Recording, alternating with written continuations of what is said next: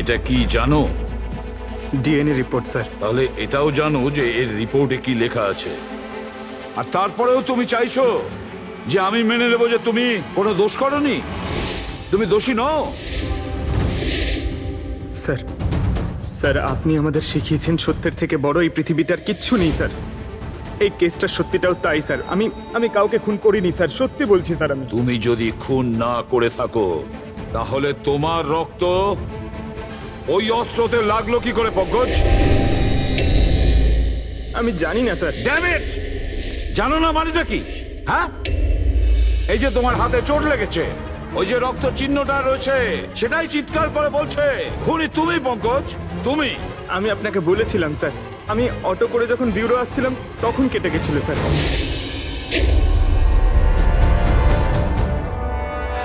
Sir এটাও তো হতে পারে যে কেউ পঙ্কজকে ফাঁসানোর চেষ্টা করছে। পঙ্কজ, যে লোকটা তোমার হাত কেটেছিল হয়তো সেই তোমার রক্তের স্যাম্পল নিয়ে গেছে ক্রাইম সিনে রাখার জন্য। স্যার না স্যার, স্যাম্পল ছিল না ওর কাছে। ও যখন আমার হাত কেটেছিল তখন সঙ্গে সঙ্গে রক্ত বেরোয়নি স্যার। ও চলে যাবার পর আমার রক্ত বেরিয়েছিল।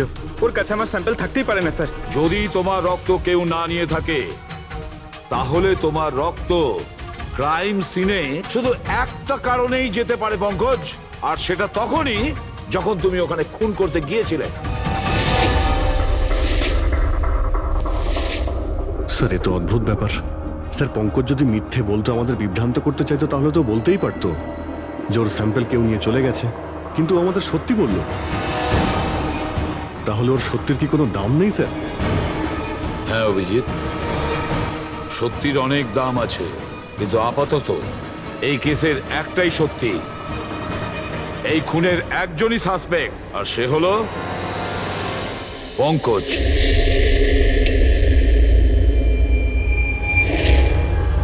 আমি তোমাকে সিআইডি থেকে সাসপেন্ড করছি।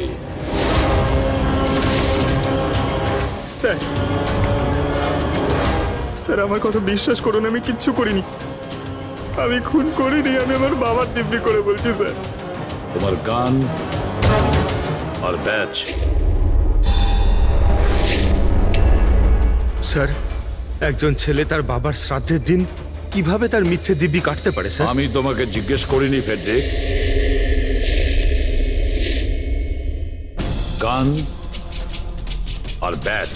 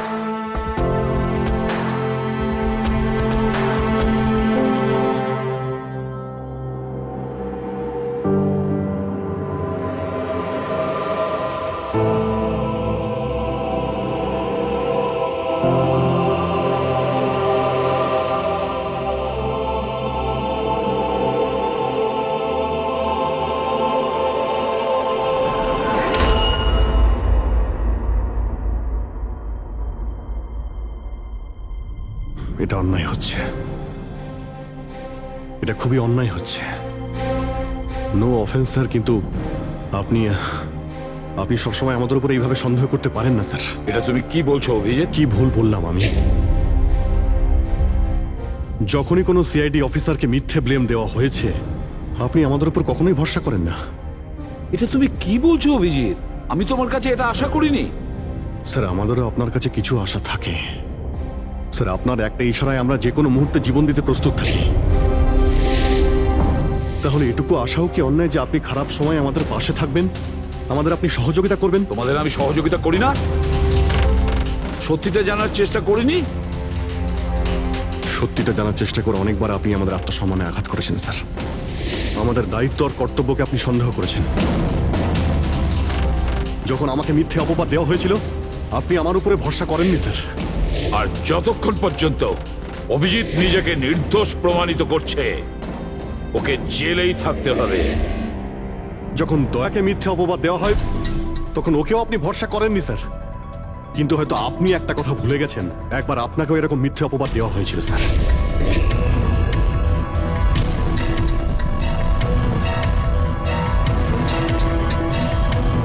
সেই মুহূর্তে আমাদের মধ্যে কেউ আপনাকে সন্দেহ করেনি। আমরা শক্ত দেওয়াল হয়ে আপনার সামনে দাঁড়িয়েছিলাম স্যার, যাতে আপনাকে কেউ ক্ষতি করতে না পারে। তাহলে আমাদের খারাপ সময় কি আপনি আমাদের পাশে দাঁড়াতে পারেন না? অভিজিৎ কোন অপরাধীর থেকেও বিপজ্জনক একজন ইমোশনাল সিআইডি অফিসার। তুমি ইমোশনাল হয়ে যাচ্ছ অভিজিৎ। আমি তোমাকে এই কেস থেকে সরিয়ে দিলাম।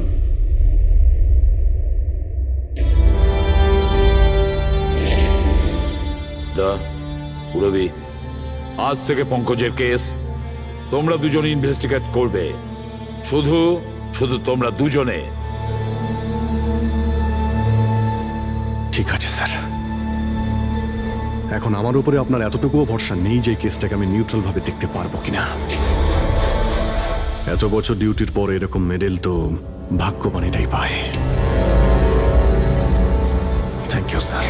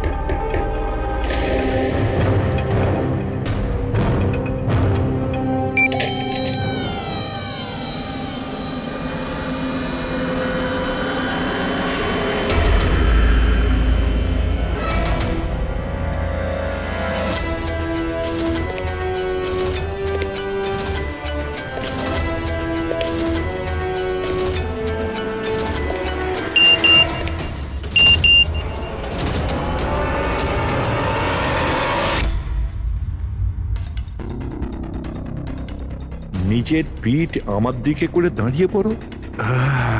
চলো এটাও করে দেখে নি।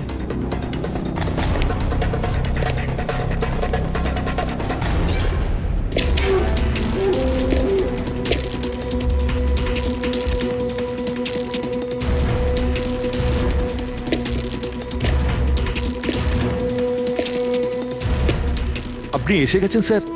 আমি আপনার জন্য অপেক্ষা করছিলাম। ওইখানে আপনার ফাইলটা আছে, ওখানে পুরো ফাইন্যান্সিয়াল প্ল্যান পড়ে আছে এবং আমার স্থির বিশ্বাস যে আপনার খুব পছন্দ হবে।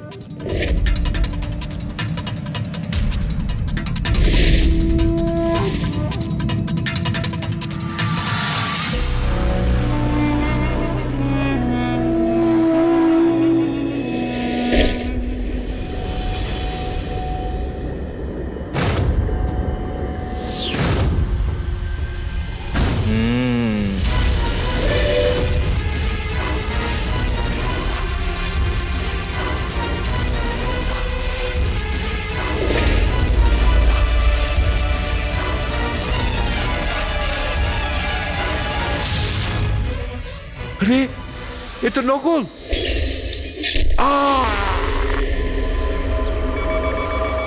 Hello ACP Pradyuman here. What? কখন? আচ্ছা ঠিক আছে।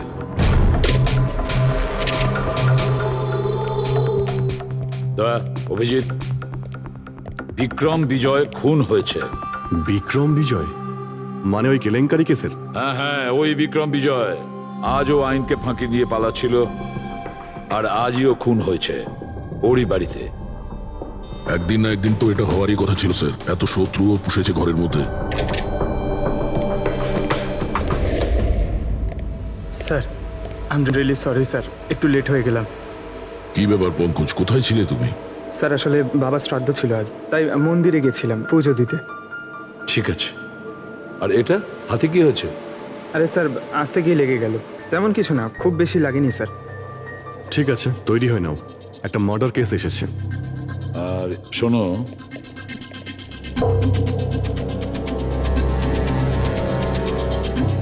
কার আবার মার্ডার হলো? বিক্রম বিজয়ের।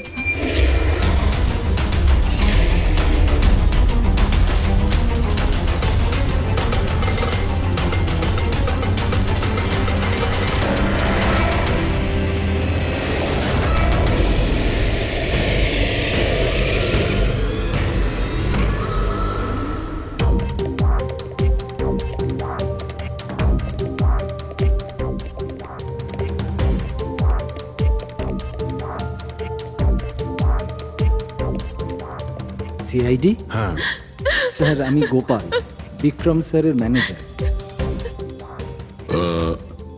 এই তিনজন কারা? এ মোহিত, বিশাল আর ও হলো রাঘব, এরা স্যারের সিকিউরিটি গার্ডস। ও, আর ইনি? ইনি বিক্রম স্যারের ওয়াইফ মধু ম্যাডাম, আর বাকিরা সব স্টাফ। বডি কোথায়? স্যার বডি ভেতরে আছে। এই ঘাড়ে আঘাত করেছে আর পেট আর বুকেও মেরেছে। খুনি এটা শিওর হতে চেয়েছিল যে কোনোভাবেই যেন এ বেঁচে না যায়।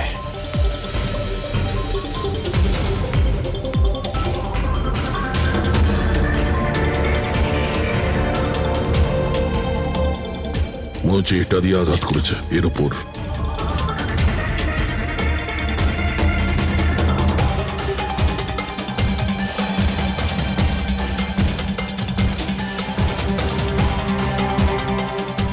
বিক্রমের ফোনে শেষ মেসেজটা কোনো আননোন নাম্বার থেকে এসেছিল। নিজের পিঠ আমার দিকে করে দাঁড়াও। পিঠ আমার দিকে মানে ওই লোকটা কি একে নিজের মুখ দেখাতে চাইনি নাকি?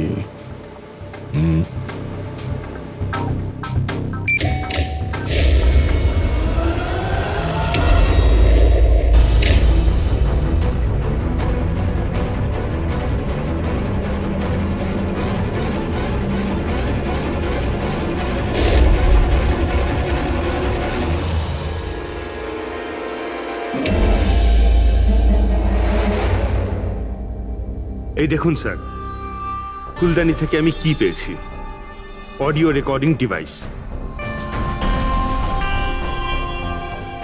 অডিও রেকর্ডিং ডিভাইস মানে এই রুমের মধ্যে যা কথাবার্তা হচ্ছিল সেটা কেউ শুন? ওর আমি নাম তো জানি না, কিন্তু ও যেভাবে প্রস্তুতি নিচ্ছিল ওটা দেখে তো মনে হচ্ছিল যেন ওনার কোনো বিশেষ ক্লায়েন্ট হবে, আর উনি বিক্রমের সাথে দেখা করতে চাইছিলেন। এই ক্লায়েন্ট বিক্রমের কন্ট্যাক্ট এলো কি করে? স্যার আমার জন্যে ও আগে আমাকে কন্ট্যাক্ট করেছিল।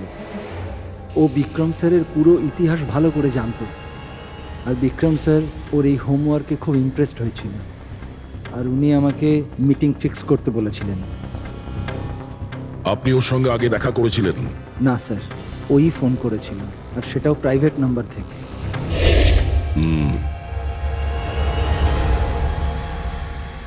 তাহলে আপনারা মিটিং এর আগে সবকিছু দেখে নিয়েছিলেন? হ্যাঁ হ্যাঁ স্যার। ওই রুমটা খুব ভালো করে চেক করে নিয়েছিলেন তো? হ্যাঁ। তাহলে এই অডিওর রেকর্ডিং ডিভাইস এটা রুমের মধ্যে এলো কি করে? স্যার এটা কোথায় ছিল? ফ্লাওয়ার পটের মধ্যে। ফ্লাওয়ার পটে? ওটা তো তুই চেক করেছিলিস না মোহিত? আমি চেক করেছিলাম স্যার, কিন্তু আমি এটা ফ্লাওয়ার পটে দেখতে পাইনি। দেখতে পাননি? আগে না। আচ্ছা, কিভাবে তুমি দেখলে না? ব্যুরো চলো, ওখানে সবাই খুব ভালোভাবে দেখতে পায়।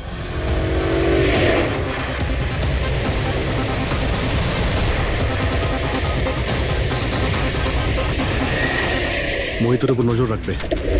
গুলি চালাবে না। কৈলাস স্যার, আপনি? কে ইনি? ইনি সিবিআই অফিসার কৈলাস বাবু। কেমন আছেন স্যার? দারুণ। কি ব্যাপার স্যার, হঠাৎ করে আপনি আমাদের রাস্তা আটকে দিলেন? অভিজিৎ আমার ওই লোকটাকে চাই যে তোমাদের সিআইডির গাড়িতে বসে আছে। মোহিত? ও ও আমাদের অপরাধী স্যার, ওকে আমরা ব্যুরোতে নিয়ে যাচ্ছি ইন্টারোগেট করার না জন্য। অভিজিৎ, ও অপরাধী নয়, ও একজন সিবিআই অফিসার।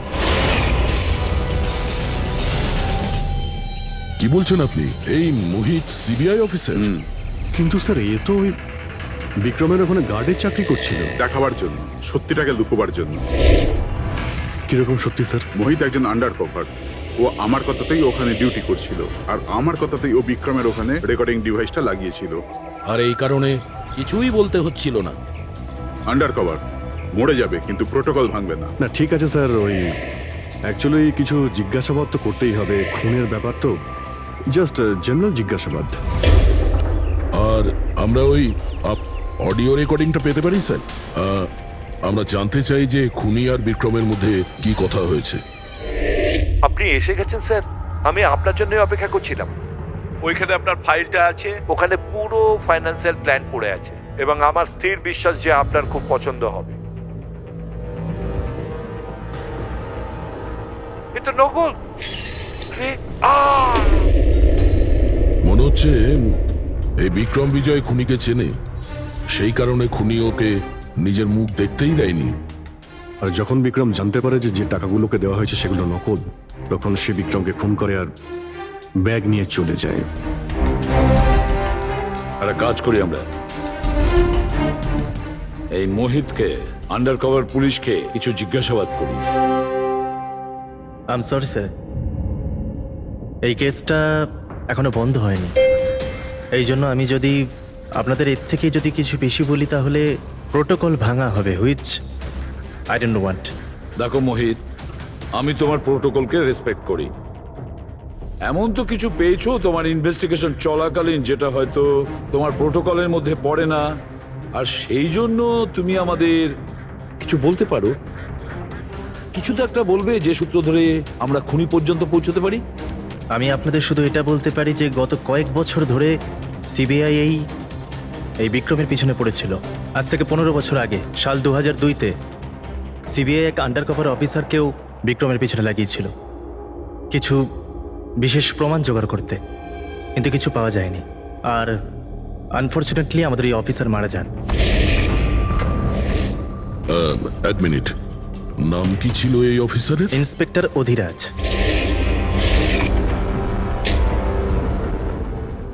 ইন্সপেক্টর অধিরাজ? এই বোতলে যে রক্তটা আছে, এই রক্তে বিক্রমের ডিএনএ ছাড়াও অন্য কারো ডিএনএ আছে।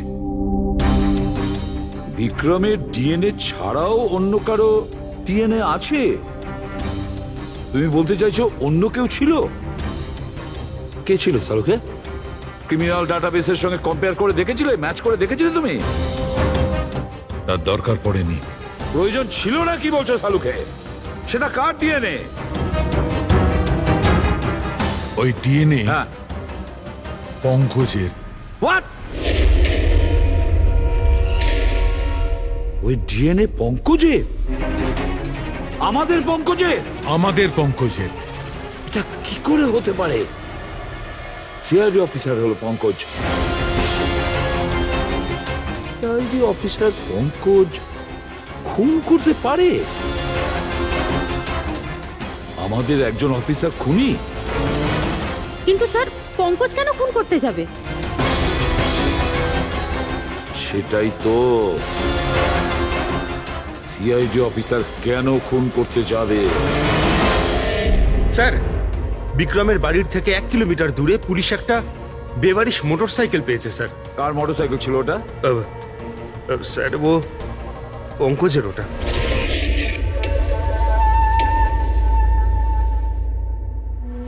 ভাবছিলাম তাই। তার মানে পঙ্কজের বাইকটা পাওয়া গেল ওখানে, আর আপনাদের কারুর অবাক লাগলো না?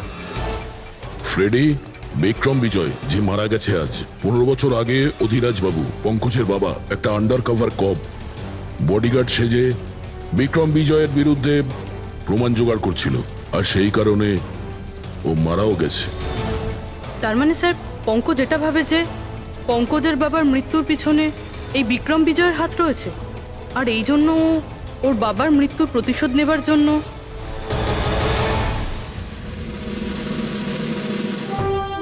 পঙ্কজ এখন কোথায়?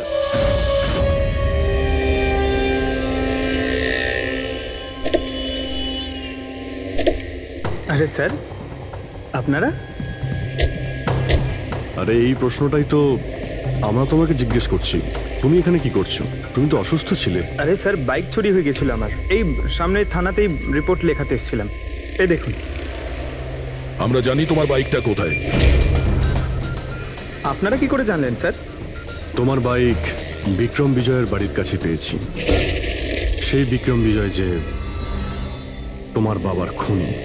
যখন বিউরোতে এসিপি স্যার বলল যে বিক্রম বিজয়ের খুন হয়েছে, তখন তুমি জানতে না ওই বিক্রম বিজয়? হ্যাঁ স্যার। আরে তাহলে তুমি বিউরোতে কেন বললে না? তোমার বলা উচিত ছিল যে বিক্রম বিজয়ই তোমার বাবার খুনি। স্যার, বাবার শ্রাদ্ধ ছিল স্যার। মন্দির থেকে বিউরো আসছিলাম, ওনার ব্যাপারেই ভাবছিলাম, আর কিছু খেয়াল ছিল না স্যার। একদম কিছু মাথায় আসছিল না, বুঝতেই পারছিলাম না কি করব। আর এই যে তোমার হাতটা কাটা, এক্স্যাক্টলি কি হয়েছিল? স্যার, এটা তো মন্দির থেকে যখন আমি অটোতে ফিরছিলাম।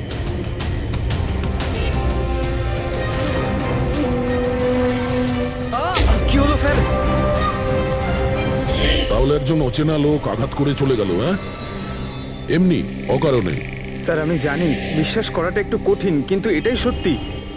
আচ্ছা পঙ্কজ, তুমি সবসময় তো বাইকে করে বিউরোতে আসতে, হঠাৎ তুমি অটো করে কেন এলে? হঠাৎ করে না স্যার, আমার বাইক তো দুদিন ধরে খারাপ হয়ে রয়েছে।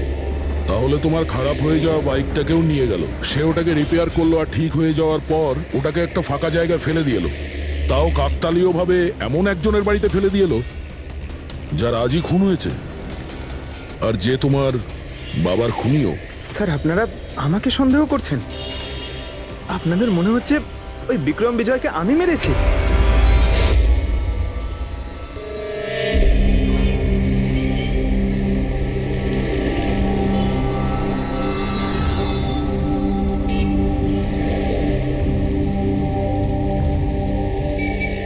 যদি এই পঙ্কজ নিজের বাড়ি থেকে বিক্রম বিজয়ের বাড়িতে যায়, তো এখানে এই জাংশন থেকেই গিয়েছে।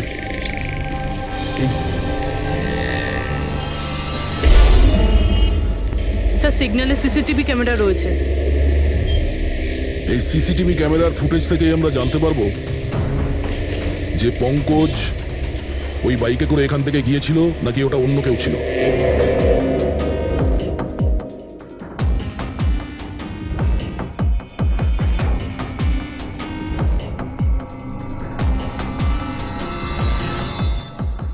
এক মিনিট রিওয়াইন্ড করো, পজ করো। স্যার এই দেখুন, একে পঙ্কজের মতনই দেখতে লাগছে না? বাইকের নাম্বার হলো XYA4784। স্যার পঙ্কজের বাইকের নাম্বারও এটাই। পুরবি, এই পঙ্কজ এতটা তো ভুল করবে না যে একটা অপরাধ করতে যাওয়ার আগে রাস্তায় আর একটা অপরাধ করবে, সিগন্যাল ভাঙা। নিশ্চয়ই কেউ আছে যে পঙ্কজকে ফাঁসাতে চাইছে, আর সেই কারণে ও সিগন্যালটা ভেঙেছে, যাতে আমাদের যে সন্দেহটা আছে পঙ্কজের উপর ওটা আরো মজবুত হয়। কিন্তু স্যার পঙ্কজকে কে ফাঁসাতে চাইবে? হতে পারে ওর কোনো পুরনো শত্রু। স্যার, আমার এমন কোনো পুরনো শত্রু নেই যে আমাকে ফাঁসানোর জন্য এরকম কিছু করবে স্যার। পঙ্কজ, খুব ভালোভাবে চিন্তা করো, কেউ তো হবে। না স্যার। যদি তোমার কোনো শত্রু না থেকে থাকে, তাহলে এই খুন তুমিই করেছো। তুমি নিজের বাবার মৃত্যুর প্রতিশোধ নিয়েছো তুমি, আর সেটাও ওনার মৃত্যুবার্ষিকীতে। স্যার, আমার প্রতিশোধ নেবার কোনো মেন্টালিটি নেই স্যার। আমি খুনি না স্যার, আমি একজন সিআইডি অফিসার। যতদূর বাবার কথা স্যার, আমি তো ওনাকে ভালো করে দেখিও নি। স্যার আমার তো এমন কিছু মনেও নেই যে উনি আমাদের সঙ্গে কখনো টাইম স্পেন্ড করেছেন বা আনন্দ করেছেন। স্যার উনি হয়তো কখনো ভাবতেনও না যে ওনার একটা ছেলে আছে যার ওনাকে প্রয়োজন। তার মানে হলো তোমার বাবার সঙ্গে তোমার সম্পর্ক ভালো ছিল না? স্যার উনি একজন আন্ডারকভার কপ ছিলেন, বেশিরভাগই নিজের কাজে ব্যস্ত থাকতেন। বাড়ি, সংসার, সন্তান, পরিজন সেসব নিয়ে উনি কোনোদিন মাথায় ঘামাননি। আমাকে শুধু আমার মাই মানুষ করেছেন স্যার। কিন্তু তাও বলছি পঙ্কজ, তোমার নিজের বাবার সাথে কোনো না কোনো স্মৃতি তো জড়িয়ে থাকবে না? কিছু মনে আছে? শুধু স্যার এইটুকুই মনে আছে আমার স্যার, আমাকে উনি মেলায় ঘুরতে নিয়ে যেতেন, কিন্তু মেলায় নিয়ে যাওয়ার আগে উনি আমাকে হসপিটালে নিয়ে যেতেন প্রতিবার। কি? হসপিটালে? ওটা কেন? হয়তো ছোটবেলায় আমি খুব অসুস্থ থাকতাম, আর উনি হসপিটালে নিয়ে যেতেন, আর আমার খুব ব্যথা লাগতো স্যার। যন্ত্রণা? পঙ্কজ, কোথায় যন্ত্রণা হতো? স্যার পিঠে, এখানে স্যার। পিঠে? পঙ্কজ, ডাক্তার পিঠে কি করতো? না স্যার, তেমন কিছু মনে পড়ছে না স্যার। মনে করো পঙ্কজ, মনে করো কি করতো? তোমার পিঠে ইঞ্জেকশন দিত বা পিঠের থেকে রক্ত বার করতো? কি করতো মনে করো? Sir sir sir drill machine দিয়ে কিছু করতো হসপিটালে। কি বলে, ড্রিল মেশিন দিয়ে? আর তারপরে তোমার পিঠে যন্ত্রণা হতো? খুব ব্যথা করতো স্যার, আমি তো এক সপ্তাহ ঠিক করে বসতে পারতাম না। আর তারপর বাড়ি যাবার পর তোমার ঘুম পেত, অদ্ভুত কিছু মনে হতো, মাথা ঘুরতো? হ্যাঁ স্যার। স্যার মেলায় যখন আমি ঘুরতে যেতাম তখন ঘোরের মধ্যে থাকতাম স্যার, সারাক্ষণ মাথাটা ঝিমঝিম করতো আর ঘুরতো স্যার। কিন্তু স্যার এই কথাটার কেসটার সাথে কি সম্পর্ক? সম্পর্ক আছে বস। আমার মনে হচ্ছে এর বাবা এর খুব কম বয়সে এর বোন ম্যারো ডোনেট করে দিয়েছিল। কিন্তু স্যার বাচ্চাদের বোন ম্যারো ডোনেট করা তো বেআইনি কাজ। বেআইনি কাজ, কিন্তু আমার মনে হচ্ছে বস টাকার জন্য বা যে কোনো কারণেই হোক ওই ডক্টর এর বাবার জন্য এই সমস্ত করেছে। সেটা বুঝলাম স্যার, কিন্তু আমি এখনো এটা বুঝতে পারছি না যে ওই ঘটনাটার এই কেসের সাথে কি সম্পর্ক। কানেকশন এইটা পুরোপি, যখন কাউকে বোন ম্যারো ডোনেট করা হয়ে থাকে তখন যাকে বোন ম্যারো ডোনেট করা হয়েছে সেই ব্যক্তির হিউম্যান কাইমারিজম হয়ে যায়। হিউম্যান কাইমারিজম? এটা কি ডক্টর সালুখে? মনে করো যে লোকটাকে বোন ম্যারো ডোনেট করা হয়েছে সেই ব্যক্তিটির শরীরে দুটো ডিএনএ তৈরি হয়ে যায়।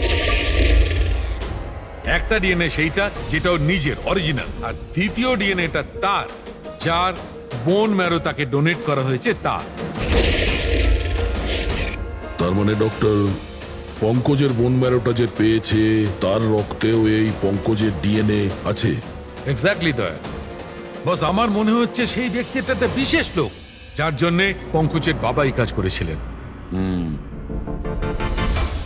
এমন কোন বিশেষ লোক যে পঙ্কজের বাবা ইন্সপেক্টর অধিরাজের খুব কাছের মানুষ ছিলেন, আর তার মৃত্যুর প্রতিশোধ নিতে গিয়ে ও একটা খুন করে বসে। কিন্তু কে?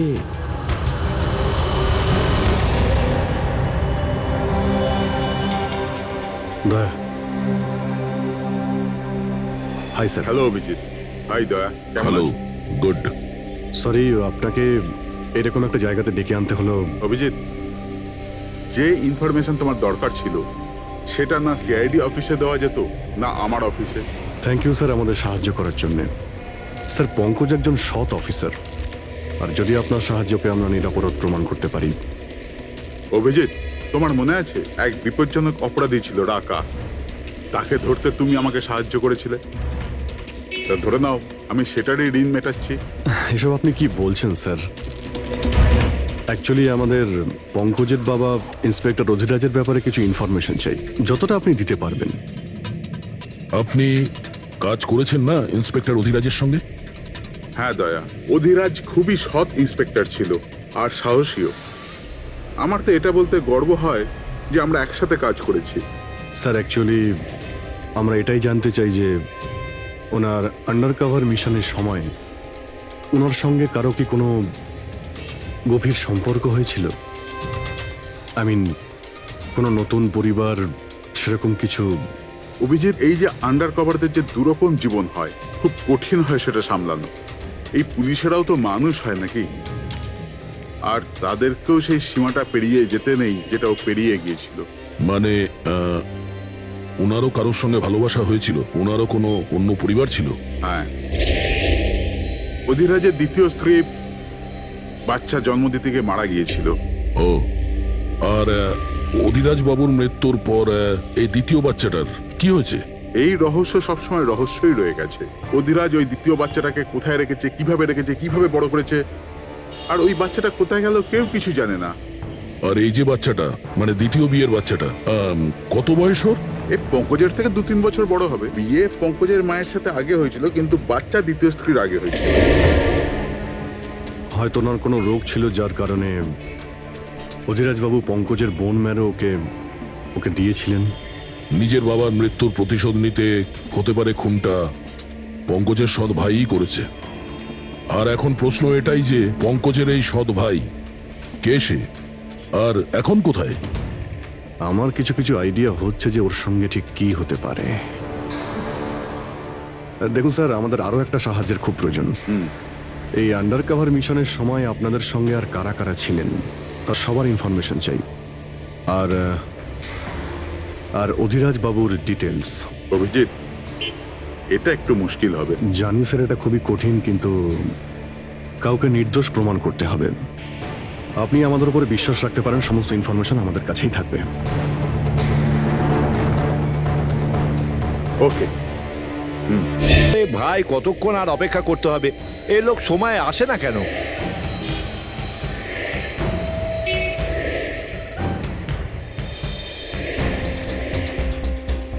আরে ভাই, আধ ঘন্টা ধরে অপেক্ষা করছি। আজই আমার পুরো টাকা চাই। আজই আমাকে এই শহর ছেড়ে দিতে হবে। তোর হিসাব তো আমি আজ এখনই এই মুহূর্তে করব।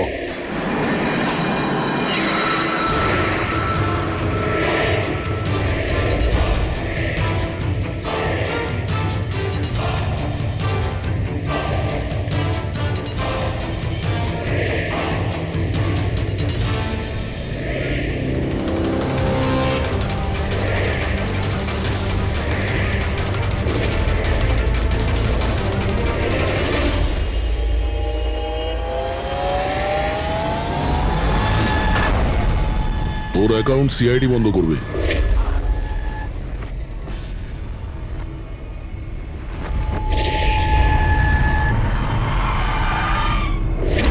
বাবার ধার মেটানো প্রত্যেক সন্তানের কর্তব্য, আর যে ছেলে এটা করে তাকেই ভালো ছেলে বলা হয়, আর সেটা হলাম আমি। তুমি তো কিছু করনি, আমি নিয়েছি আমার বাবার মৃত্যুর বদলা। দেখো মোহিত, তোমাদের বাবা ইন্সপেক্টর অধিরাজ একজন সৎ, একজন কর্তব্যপরায়ণ পুলিশ অফিসার ছিলেন।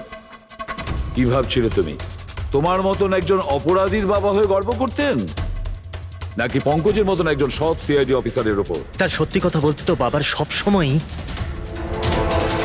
এই পঙ্কজের উপর গর্ব ছিল, আর ভালোবাসতো একেই বেশি। আমাকে তো উনি অনাথ আশ্রমে দিয়ে দিয়েছিলেন স্যার, যাতে ওনার দ্বিতীয় পরিবারের ওপর কোনো আঁচ না আসে। তুমি যখন এই কথাটা জানতে আমাদের কাছে এলে না কেন? আমি তো তোমার ভাই, একসঙ্গে ধরতাম বিক্রমকে, তাও আইনের পথে। চাই না আমার তোমার সাহায্য।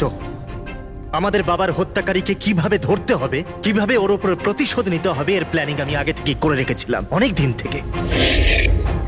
আর এটাই হলো কারণ আমার সিবিআই অফিসার হওয়ার। আর ঠিক আমার বাবার মতোই একটা আন্ডার কভার মিশনে গেছিলাম ওই বিক্রমের বিরুদ্ধে, কিন্তু এইবার তাকে সাজা দেওয়ার জন্য নয় স্যার, বরং ওকে শেষ করার জন্য। একজন সিবিআই অফিসার হয়েও তুমি অপরাধ করেছো।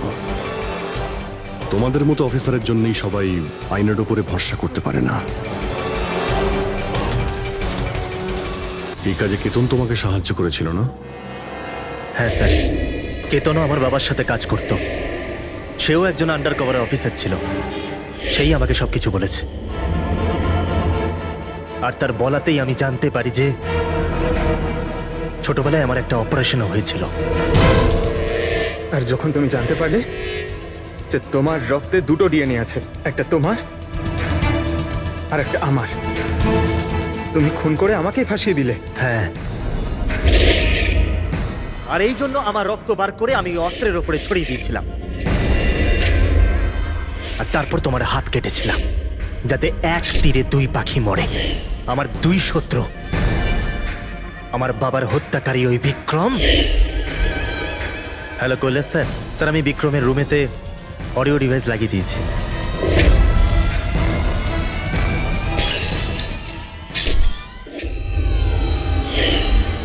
আর তুমি আমাকে এত ঘৃণা করার কারণ কি ভাই? কেন করবো না বলো তো? আজ পর্যন্ত সবকিছু তুমি পেয়েছো। আমাদের বাবার নাম, ওনার ভালোবাসা, ওনার সম্মান, সবকিছু। আর দুঃখের বিষয় তো এটা যে এত কিছু পাওয়ার পরেও তোমার এতটুকু হুঁশ ছিল না যে আমাদের বাবার হত্যাকারী কে। স্যার, আজকে যদি আমি না হতাম তাহলে আমাদের বাবার হত্যাকারী আজও বেঁচে থাকতো এবং ঘুরে বেড়াতো। আর তুমি কি পেলে মোহিত? জেল। আর খুন করে তোমার বাবা কি পেল? মরার পরে লজ্জা। স্যার, একটা প্রশ্ন করতে পারি আপনাকে? আপনারা আমার কাছে পৌঁছলেন কি করে? কারণ আমি এতটুকুও ভুল করিনি সমস্ত প্রমাণ পঙ্কজের বিরুদ্ধে করতে। সেটা তো আমরা জানতাম যে পঙ্কজ এ কাজ কোনোদিন করতে পারে না। আর বাকি রইল তোমার অবধি পৌঁছানোর। যখন আমরা দুটো ডিএনএর খোঁজ পেলাম, আমরা তোমার বাবা ইন্সপেক্টর অধিরাজের ব্যাকগ্রাউন্ড চেক করলাম। সেখান থেকেই আমরা জানতে পারি যে ওনার আরো একজন ছেলে আছে, তুমি। ব্যাস, আমরা সেই ছেলের ঠিকুজি খুঁজে বার করলাম তোমার। আর পুরো ব্যাপারটা ছবির মতন পরিষ্কার। অনেক ভুল করেছো তুমি মোহিত, মস্ত বড় ভুল করেছো। আইন তোমাকে কঠোর থেকে কঠোরতম শাস্তি দেবে। হয়তো যাবজ্জীবন জেল, না হলে ফাঁসি।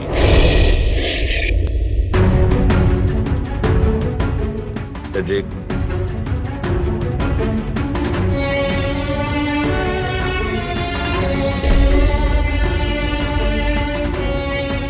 সরি স্যার,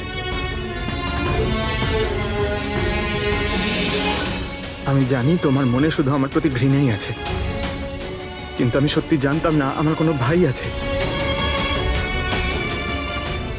আমি জানি না তোমার সঙ্গে কি হবে, কিন্তু তুমি একটা কথা সবসময় মনে রেখো, আমি তোমার অপেক্ষা করব। I'll wait for you, brother.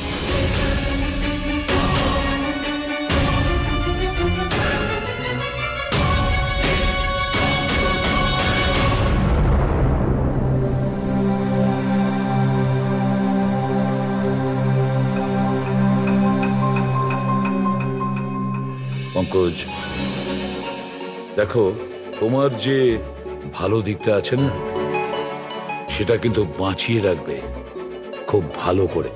Welcome back to CID. Thank you sir. Sir, I am sorry sir. আপনি ঠিকই বলছিলেন। ইমোশনাল হয়ে আমি স্যার একটু বেশি বলে ফেলেছি। I am sorry.